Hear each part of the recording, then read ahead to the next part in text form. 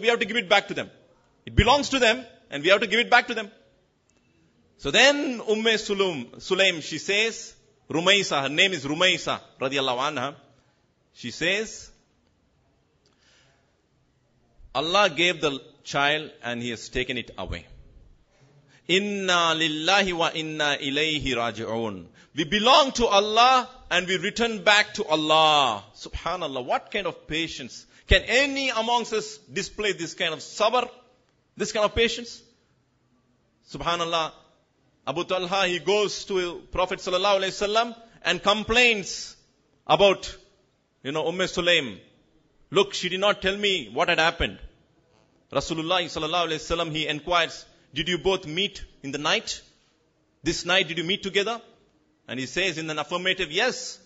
For which Rasulullah sallallahu alaihi wasallam, he said, let the night be blessed. And Sulaim, thereafter, she delivered baby, out of whom there were many children through that son who had 9 huffaz Quran. Allah replaced with many children. Subhanallah. So these stories, when the Muslims they read, we try to become like Sulaim. We try to become like Fatima bint Muhammad. We try to become like Zainab bint Muhammad. So these stories are not just for anything, just for reading it and then forgetting. No. Nusayba or Ammara. When the Prophet ﷺ was struggling in the battle of Uhud, there was a lady who picked up the sword. And that lady is Nusayba radiyallahu anha. And she killed people there. She could not stand that the enemies are attacking Muhammad sallallahu alaihi wasallam. Her love for Muhammad sallallahu alaihi wasallam made her to carry the sword and cut them off. Subhanallah. What kind of bravery and courage a woman displayed. Where are those Ammara? Where are those Nusaybas? Subhanallah. There are so many stories if you get into. Subhanallah, Islam honors the women greatly. The Quran, which was compiled into one book, was during the times of Abu Bakr Siddiq radiallahu anhu. And when that was given to Umar bin Khattab radiallahu anhu, during his death, Umar bin Khattab handed out the Quran to Hafsa radiallahu anha, to a woman. And among the scholars, Aisha radiallahu anha, she was a scholar and she was a woman. Islam does not come in the way of doing business. Islam does not come in the way of seeking knowledge. Islam does not come in the way of doing anything which is noble. Muslim women can become doctors.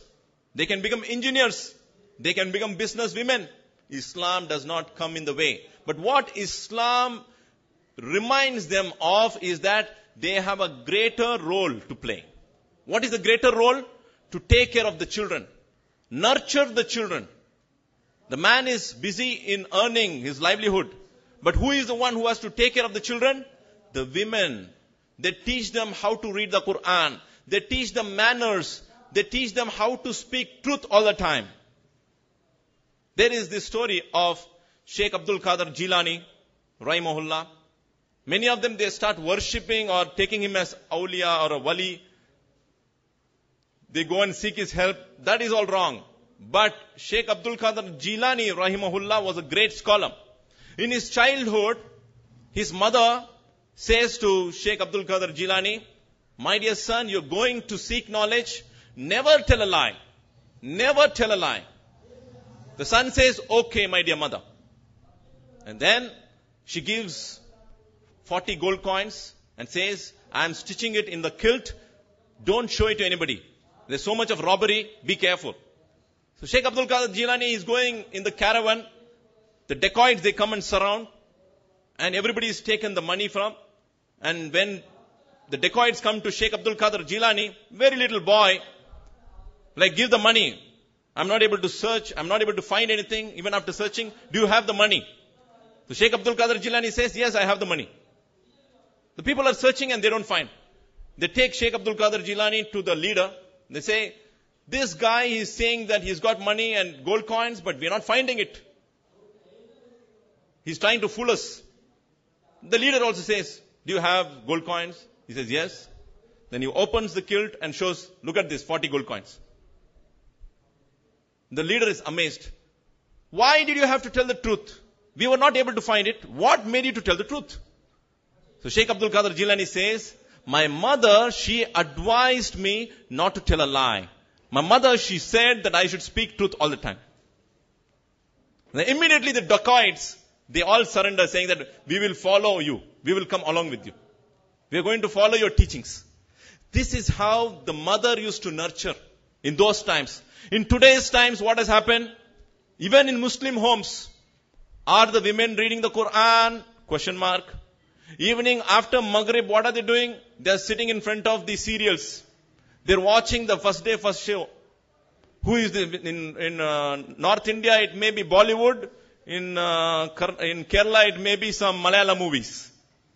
You understand? People are wasting their time in movies, music.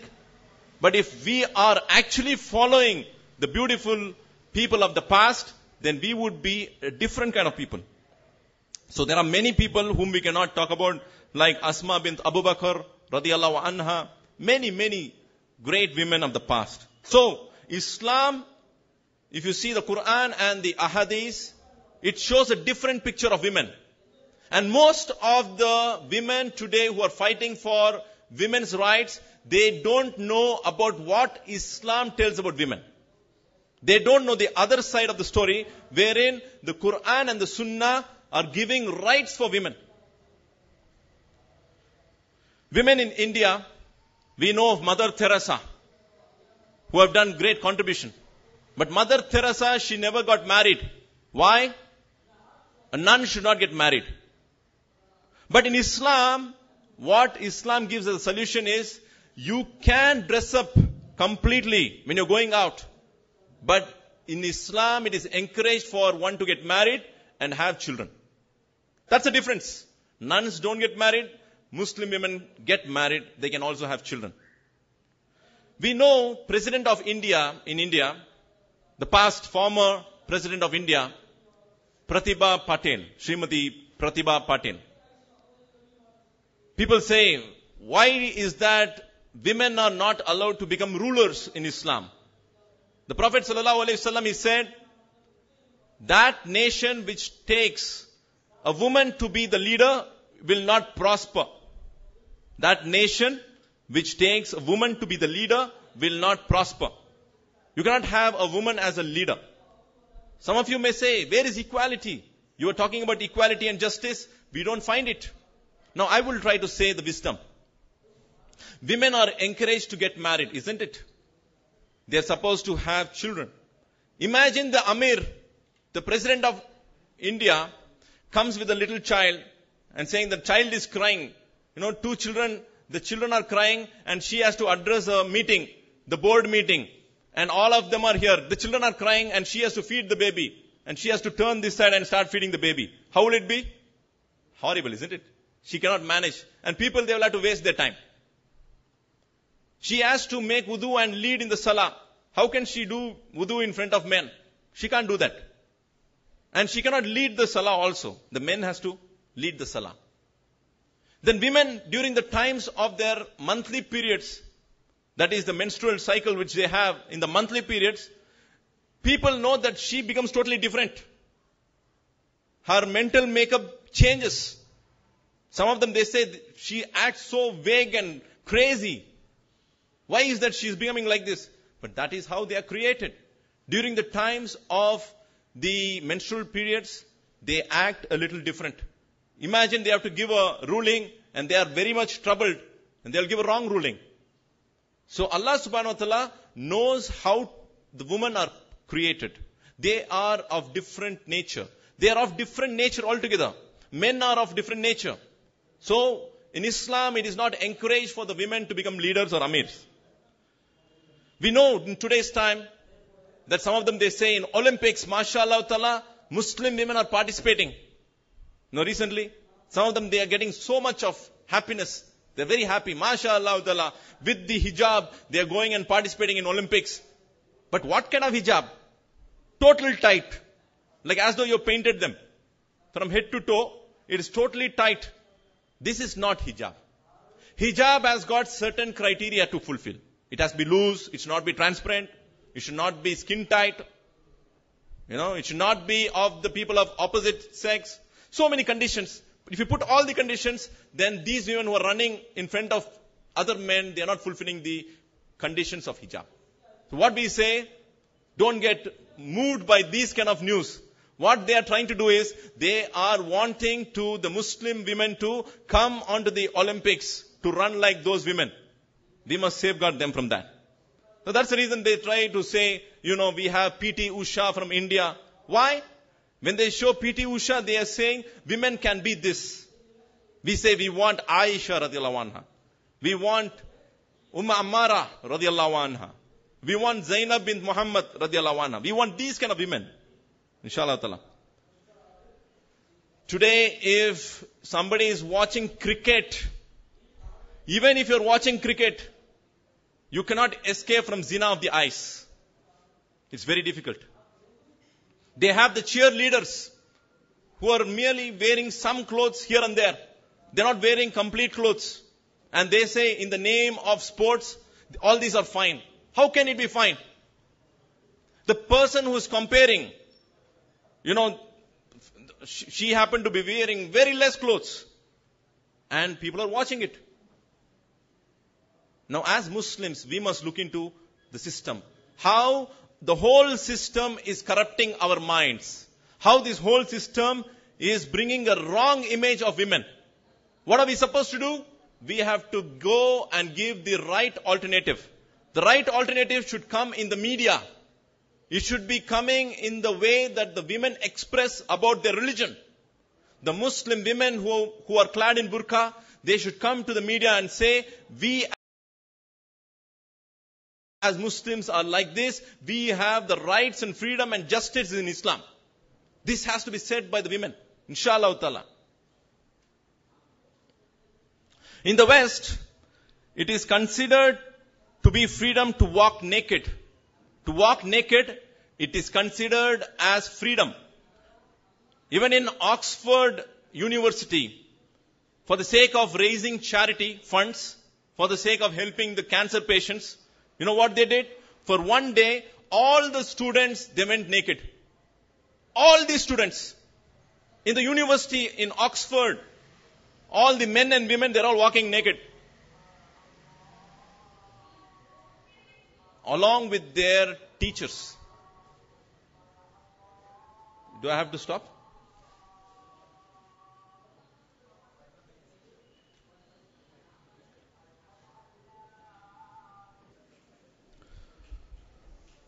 So, alhamdulillah, wassalatu wassalam ala rasulillah, wa ala alihi wa ashabihi ajma'in, amma ba'd. So I was just talking about the women in the Oxford University. They go naked along with the men. And even the faculty, the principal, the teachers, the PT teachers, everybody are naked on that day. And they say, we are doing it for a cause. For what? For the sake of raising funds for charity, which will go for the cancer patients. Their intentions are good, but the means of doing thing is wrong. They think all these are fine. In the same West, in France, if a Muslim woman, she covers her face using the veil, she is fined. In France, if a Muslim woman is covering her face, she is fined. In public place, you can't cover your face. You can't be in your niqab. So one time what happened? A girl who was stopped to wear the headgear, she was not allowed to wear the scarf in the school. What she did? She shaved her hair off completely. Completely she shaved her hair. Now you do whatever you want.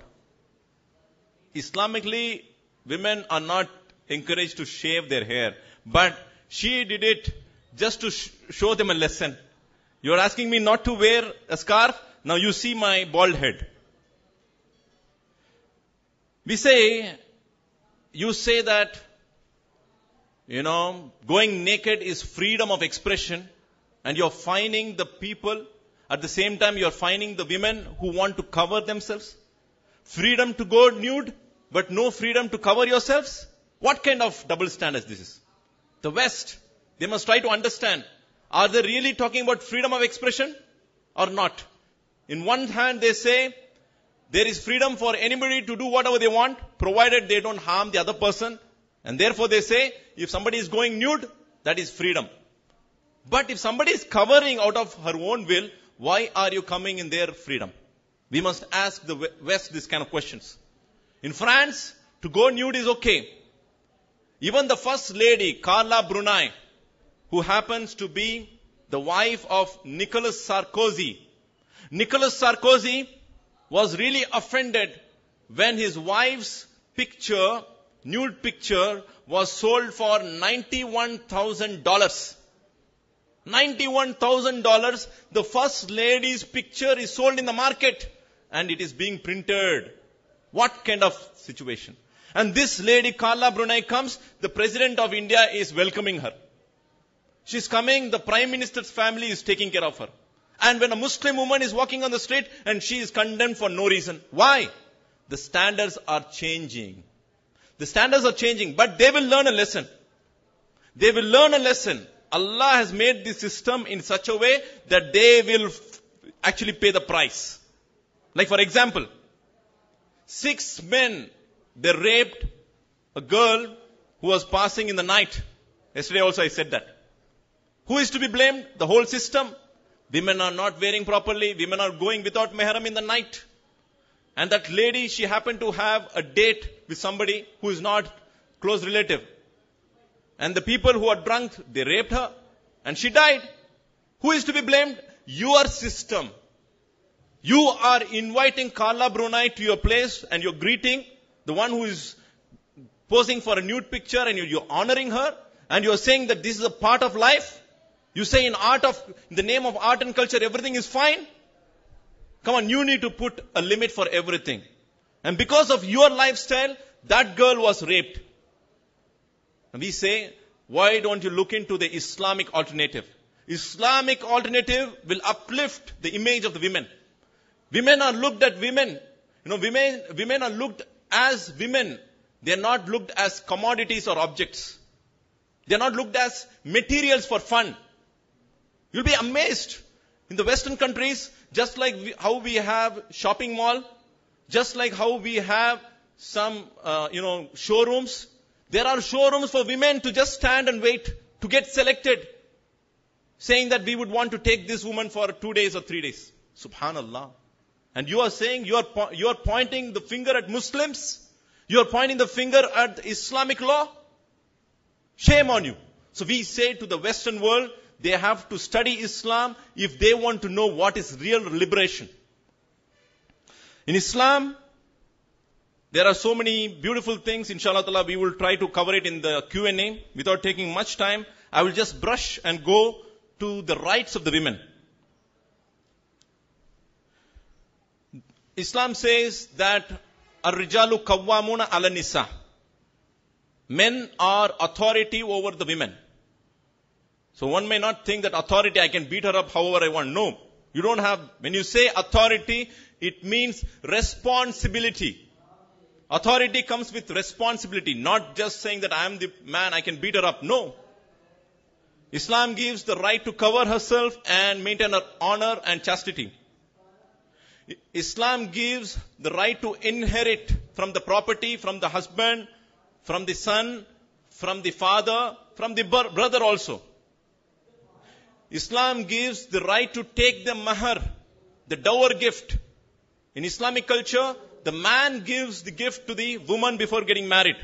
In the other cultures, the varadakshane or the dowry is collected from the woman, and the woman is also beaten up properly.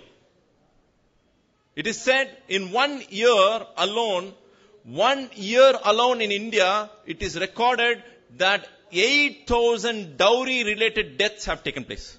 Subhanallah. 8,000 dowry related deaths in India just in 1 year.